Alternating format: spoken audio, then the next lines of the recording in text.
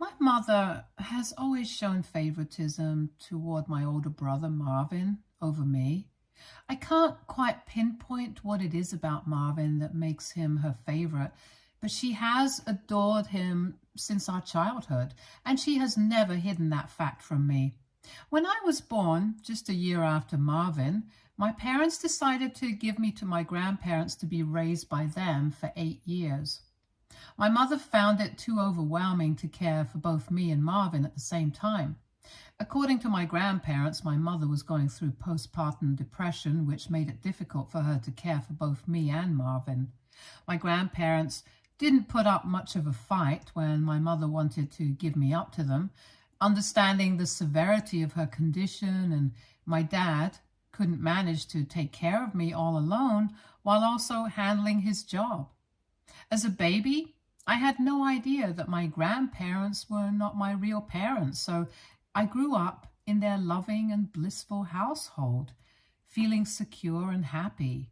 However, as I started to walk and understand words, things began to change. My parents would come to visit me occasionally, and during these visits, they would explain that they were my real parents and that my stay with my grandparents was only temporary. These visits were always bittersweet and confusing for me. On one hand, I was excited to see my parents. On the other hand, I felt a sense of confusion and abandonment. I would watch my parents spend 2 to 3 hours with me, playing and talking, but then they would bid me goodbye and leave to go back home, taking Marvin with them. This pattern continued, and it became clear to me that Marvin was always their priority. While my grandparents provided me with all the love and care they could, the brief visits from my parents left me feeling like I was unwanted. Finally, when I turned 8 years old, my parents brought me back home. At first, I was excited to return to my family and finally be reunited with them. However, the excitement slowly faded as I began to realize just how much better my life had been with my grandparents. One of the first changes I had to adapt to was sharing a room with Marvin. Marvin had always had his own room, and there was a spare bedroom that my parents could have given me. Instead, they insisted that Marvin and I share a room so that we could bond as brothers. Marvin hated this new arrangement and made his disdain quite clear to me. If I played too loudly or read comic books that my grandparents had bought for me, Marvin would mock me, calling me a brat and a weirdo. Whenever I tried to decorate my side of the room with drawings or posters of my favorite superheroes, Marvin would scoff and call me childish.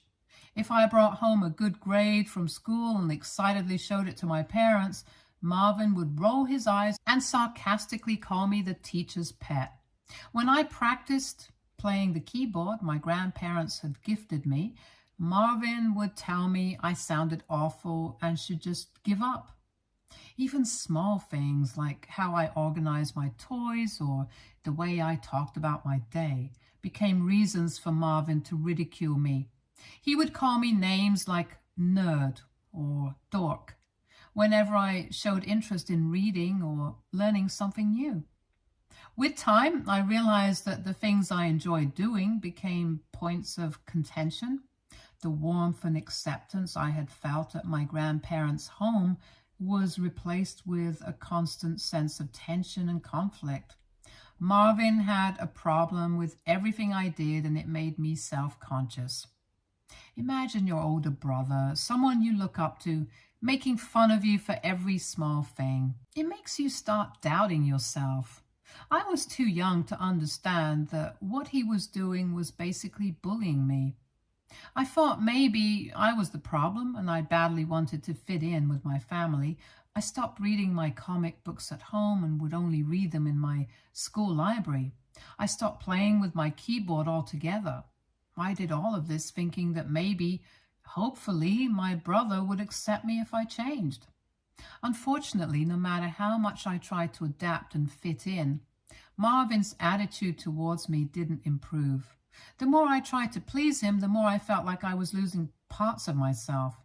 Even when I stopped doing all those things that annoyed Marvin, he would find new ways to mock me. I remember in my childhood, I had a lot of pimples due to a skin condition, which has since been remedied. Marvin would constantly tell me how ugly I looked and that my face was disgusting. Hearing this was so hurtful that I would cry and go to my parents instead of supporting me and telling Marvin off. My mother would tell me to stop crying and be a man. Dad wasn't much help either. He would try to stay away from the matter. Mom would tell me how I needed to stand up to my brother instead of coming to her. As a result, due to Marvin's bullying and my parents' inability to make me feel safe and loved, I felt confused and isolated. I longed for the nurturing environment I had with my grandparents, where I had always felt valued and understood. My grandparents did come to visit me whenever they could, and when they did, they would try to gently talk to Marvin and tell him to not trouble me, but he never paid them any heed. Hence, most of the time, I was left alone to deal with things at home. As a result, as I started growing up, I slowly became a very angry teenager. I remember that even though Marvin was older than me, I was getting taller than him, and he did not like that at all. He would bully me about my height, calling me a giant or slender man to piss me off. However, this time, instead of asking my parents for help, I started giving it back to him by calling him a shrimp. I would also knowingly hide his books on the top shelf or above the cupboard so he would not be able to reach them without a chair, which would then give me a reason to make fun of him. He would complain to our parents and I would sometimes get scolded, but I still felt a mix of satisfaction and guilt for retaliating. While it felt good to stand up for myself, it also meant that our home was becoming an even more hostile environment. The battles between us became more frequent and intense, with neither of us willing to back down. The last straw that proved to me exactly how much my parents favored my brother over me was during my school's annual awards ceremony. I had poured my heart into my studies and was poised to receive the top award in my class. I wanted my parents' support and presence at the ceremony, hoping for their pride and encouragement. However, just days before the ceremony, my mother informed me that Marvin had a swimming competition scheduled on the same day. Despite my ceremony and his competition being hours apart, Marvin wanted to focus on his preparation, and according to my mother, he needed her more. She assured me that my dad would be there to support me. Though disappointed, I resigned myself to the idea that at least one parent would be there for me. On the day of the ceremony, I was shocked when even my dad didn't show up at the last minute. Apparently, my mom had called him urgently, saying Marvin was having a panic attack before his competition and needed him there to calm him down. Dad chose to rush to Marvin's side instead of coming to my award ceremony. When I walked up to receive my award, I remember seeing no familiar face in the audience cheering me on. I felt nothing but a profound sense of loneliness and abandonment. Later, when I returned home, both my parents and Marvin were absent. I called them only to learn that they were still with Marvin. Hours passed before they returned, jubilant and celebrating Marvin's victory in his competition. He held an award in his hands as they told me how well my brother had performed in the competition. They hugged him tightly and praised his accomplishment as if it were the most significant event of the year. I couldn't shake the jealousy and hurt I felt at that moment. My parents didn't even apologize to me for missing out on my ceremony. Clearly, it was a stark realization of where I stood in my parents' priorities. Despite my hard work and achievements, I was always overshadowed and unappreciated compared to Marvin. This entire thing became a turning point in my understanding of how my parents viewed us, and it shaped my perception of myself within my own family. I started to stop asking my parents for help or for them to be present.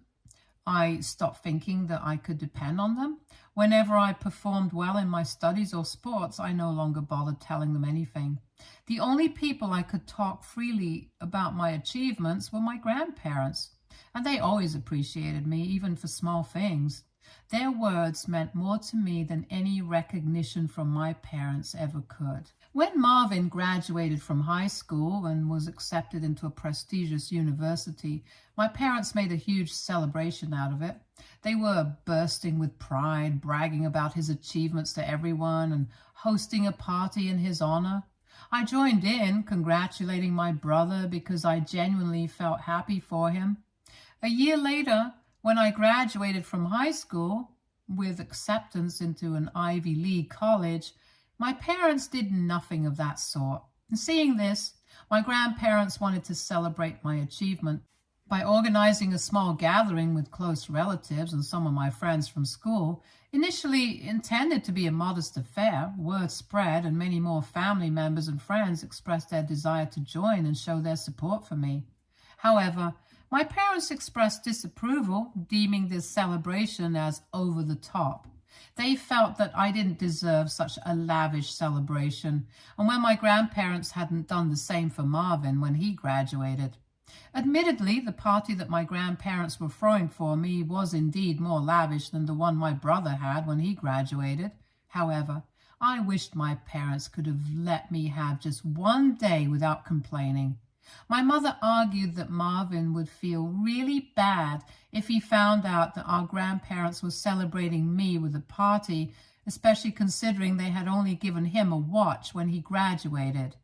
My grandfather, visibly upset, reminded my mother how he and his grandmother always had to step in to support and celebrate me because my parents never did that.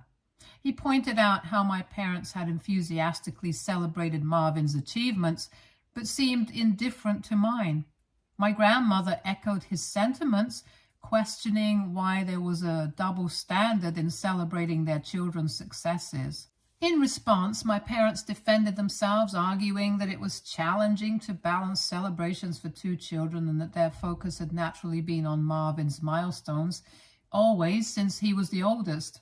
They claimed their hands were full and that they couldn't do everything for both of us equally.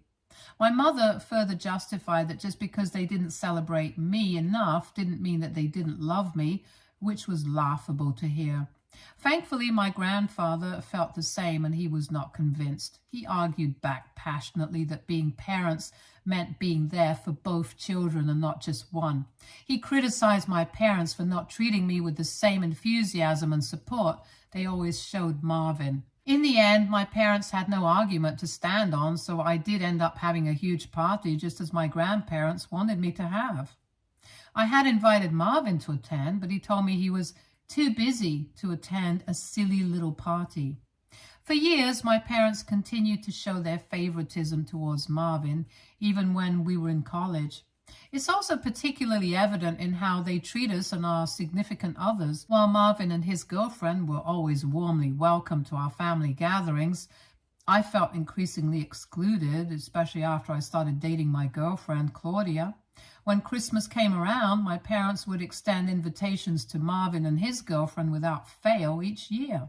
However, after I introduced my girlfriend to them, suddenly my parents had concerns about their dinner gatherings becoming too crowded if they invited Claudia as well.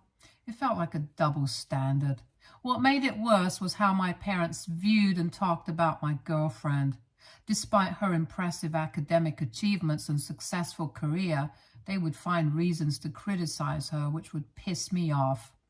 Meanwhile, Marvin's girlfriend, who didn't work and relied on alimony from her ex-husband, was never questioned or judged in the same way. My mother's comments were particularly hurtful. She once openly expressed to me how she would have preferred me finding a more traditional housewife-type girl for me, instead of someone like my girlfriend who was so career-driven. She even suggested that Claudia would not be a good mother to my children. Despite her remarks, I continued my relationship because I believed in my girlfriend and our future together.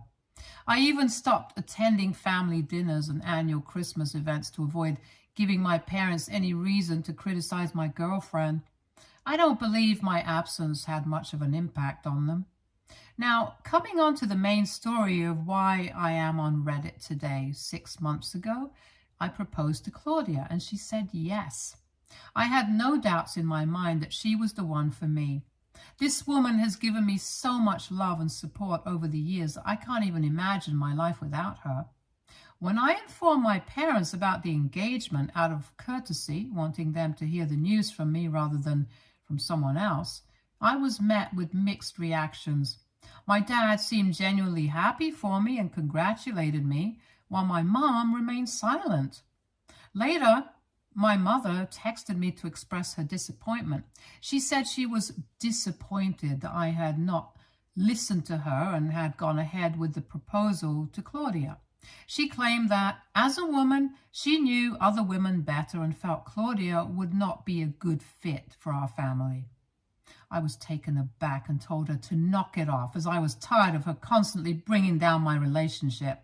I asked her if she had any legitimate reason for her dislike of Claudia, or if it was just unfounded prejudice. This is when my mom retorted, saying that Claudia constantly talked back to her, unlike my brother's girlfriend. This statement left me speechless. It was true that Claudia isn't someone who lets other people walk all over her. In the past, whenever my mother had tried to subtly mock her education, her outfit, or her career choice, Claudia has never let it slide. This is one of the things I admire about Claudia. She stands up for herself. She's aware of our family's history, and unlike me, she doesn't hesitate to assert herself with my mother. However, Claudia has never been outright disrespectful. Her responses are typically cheeky and sarcastic, but clearly my mother has hated Claudia all this time because of this. It was clear to me then that my mother's issue with Claudia was not based on any real behavior or character flaw, but rather on some outdated notion of what she expected a woman to behave like. Hence, I told my mother that I didn't feel what Claudia did was wrong in any way, and that I wished I was more assertive like her. My mother retorted that the girl was bad news and that she was changing me too much. I paid little attention to my mother's criticisms and continued enthusiastically planning my wedding with Claudia. 2 months ago, I sent out wedding invitations to everyone, including my brother Marvin. Despite not receiving any congratulations from Marvin after the engagement, I still harbored no ill feelings and extended an invitation to him for the wedding. To my surprise, Marvin declined the invitation without any explanation, which disappointed me somewhat. But what truly caught me off guard was when my dad called to inform me that while he would be attending, however, my mom had decided not to come. I knew my mom had reservations about Claudia, but I had hoped that for the sake of our family and my special day, she would set aside those differences and join us. I was taken aback and asked why. My dad explained that Marvin had apparently planned an anniversary party for his girlfriend on the very same day, which my mom was going to attend instead of my wedding. This revelation was weird, since I followed Marvin's social media, and I followed Marvin on social media and knew that they had recently celebrated their anniversary already. I couldn't understand why they would hold another party on the exact same day as my wedding. Instead of confronting my mom first, I decided to reach out to Marvin directly to clarify things. Although we didn't often speak, I wanted to handle the situation with respect and dignity. I called Marvin and asked him straightforwardly about the anniversary party and if that was really the reason he wasn't planning to attend my wedding. To my surprise, Marvin confirmed that this was indeed the case. He explained him and his girlfriend had originally wanted to celebrate their anniversary with a party, but they did not have enough money saved up at the time. Hence, Marvin admitted that he had gone out of his way to make it up to his girlfriend by working hard and finding a special venue for their celebration that fit within their budget. Unfortunately, the only available date for this venue happened to coincide with my wedding day. I expressed my disappointment and gently suggested that he could have chosen a different date, emphasizing just how much I would have appreciated his presence at my wedding.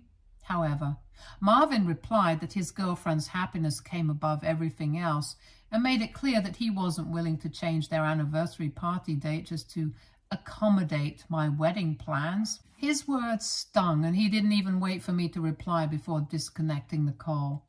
Later, when I called my mom to discuss the situation, she resorted to the same age-old explanation she often used with me. She insisted that Marvin would feel hurt if she didn't attend his anniversary party, and reiterated that my dad was already planning to attend my wedding, so I shouldn't be selfish and expect her to come as well. I told her, my voice almost breaking, just how painful it was for me to constantly feel like she treated me as inferior compared to my brother. I explained to her that she could do as she wished, but I was no longer going to acknowledge her as a parent after this. My mother scoffed at my words and told me that I should not be so overdramatic over my wedding. After the fallout with my mom over her refusal to attend my wedding, I chose to cut off communication with her entirely. My main focus shifted to ensuring that Claudia had the most beautiful wedding possible, and that our celebration was filled with joy and love. Despite my disappointment with my mom, I was grateful that my dad honored his promise and stood by me on my special day. When Claudia and I finally tied the knot, my grandparents, who had already anticipated my mom's absence despite their urging, were understandably upset and disappointed. They had even warned my mom beforehand, emphasizing the importance of her presence. The fact that she still chose not to come struck a deep chord with them. What made matters worse was when my brother uploaded pictures after his anniversary party, where my mother could be seen dancing and drinking like there was no tomorrow. The issue wasn't what she was doing, but the way they both seemed to flaunt their disregard for my feelings about their absence from my wedding. My mom never once called me or Claudia to check up on us or congratulate us throughout the whole day. Post-wedding, my grandparents didn't hesitate to confront my mom about her absence from my wedding. They didn't hold back, expressing their disappointment in her behavior, and didn't mince words while telling her plainly that they were fed up with how poorly she had treated me over the years. They told her that they had given her more than enough chances to be a good mother, but she clearly only liked Marvin. They went as far as to threaten her with consequences, including potentially removing her from getting any of their inheritance. When Mom tried to argue back with them, saying how Marvin's party was important too, they informed her that they would make sure that I got every penny of their inheritance, since I deserved it more than her. Now, this was a huge thing to be said by my grandparents and completely unexpected. My mom, who had been struggling to justify her absence at my wedding until then, found herself in a tough spot after hearing this. After her confrontation with her parents, she called me pleading for forgiveness. Mom expressed disbelief at how missing my wedding had escalated into such a fiasco. During our brief talk, she lamented how unfair it would be if I received my grandparents' inheritance instead of her. She urged me to persuade them not to proceed with any decisions related to their estate. Clearly, she was more concerned about inheriting money than fixing our strained relationship. Hence, I didn't engage in much conversation with her, as I was on my honeymoon and wanted to preserve my mood.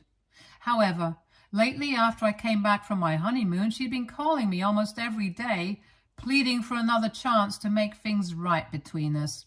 She suggested that me and Claudia should have another wedding, and this time with just close family members if possible, so she can also attend. She's expressed regret over missing my wedding and insists that I should give her an opportunity to remedy the situation. Her change of heart and persistent requests have put me in a tough spot. On one hand, I understand her desire to make amends, but on the other, it's hard to ignore the hurt caused by her absence and the deeper issues it represents. I don't want to plan another wedding just for her to attend. Also, out of nowhere, Marvin sent me a text saying how I should not have involved our grandparents in our private matters, and that Mom is really afraid of losing her inheritance. He said for the sake of her, I should stage another wedding just to restore the peace within our family. AITA if I don't give in to the demands of my mom and Marvin to have another wedding? Update 1. I have talked to Claudia about this, and she agrees that having another wedding would be too cumbersome and unnecessary. She believes I should stand up to my mom and tell her that she had her chance to attend our original wedding, but she chose not to, so now she can deal with it. I want to address some confusion. First of all, I don't hate my brother, even though my parents, especially my mom, have always favored him over me. Over time, I've come to understand that he observed and learned from how my parents treated us. Clearly, my mom favored him, and he took advantage of that. While it would be easy to harbor resentment as an adult, I would prefer to work on our issues and move forward. However, it seems my brother is still immature and enjoys playing those same childish games. Secondly, my grandparents do intend to leave their inheritance just to me, not to my mom or Marvin. It's true my grandparents and I share a much closer bond since they basically raised me, but also they know that my parents are going to take care of Marvin eventually, so they want to look out for me by leaving me with their inheritance. Lastly, my grandparents were not the only ones who were upset with my mother for not attending my wedding. Other family members also expressed their disappointment to my mother for not attending my wedding, but she seemed indifferent to their concerns. It was only when my grandparents decided to remove her from their inheritance that she started to change her attitude and demanded that I have another wedding to include her. Update 2. It's official. My grandfather has just informed me that he and Grandma have drafted new wills naming me as their sole heir and removing my mother from everything. While I had expected this outcome, it still came as a shock. My grandfather explained that their decision was not only influenced by how my mother treated me, but also by their belief that I would care for them in their old age better than my mother would. They trust that I won't abandon them to a care facility unless absolutely necessary, and have confidence in my ability to manage their finances responsibly. Regardless of their reasons, I am grateful and touched by the depth of love my grandparents have shown me through this decision. It's a stark contrast to how I've often felt less prioritized by my own parents. As you can imagine, this news hasn't gone over well with my mother. She's been calling me incessantly and sending messages accusing me of blindsiding her and claiming I have no right to inherit anything from her parents.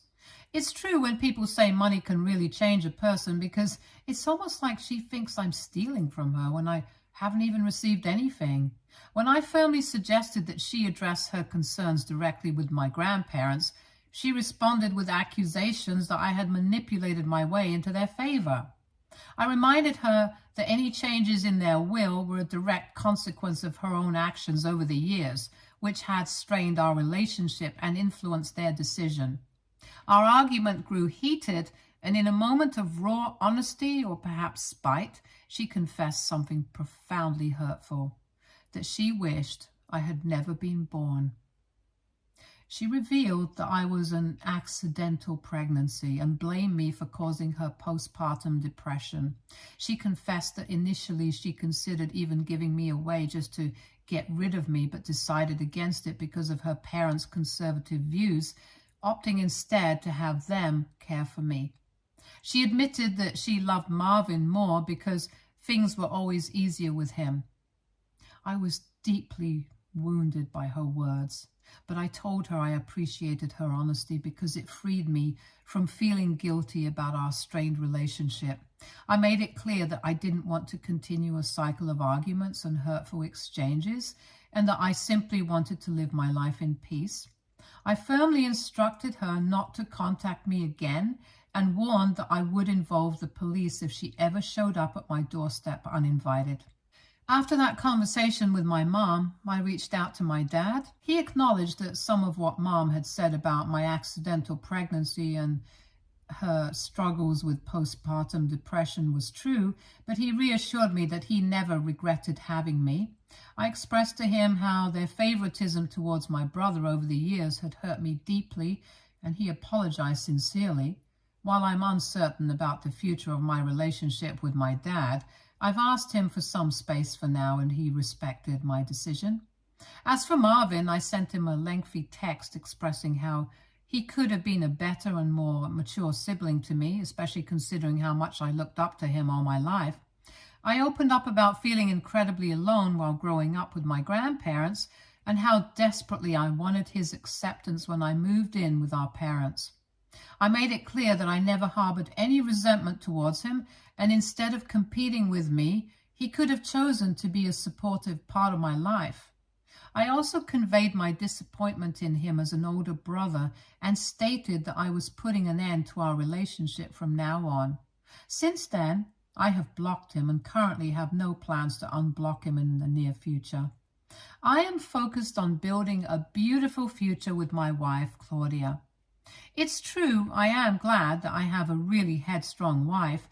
Her support and love have been a cornerstone in my life.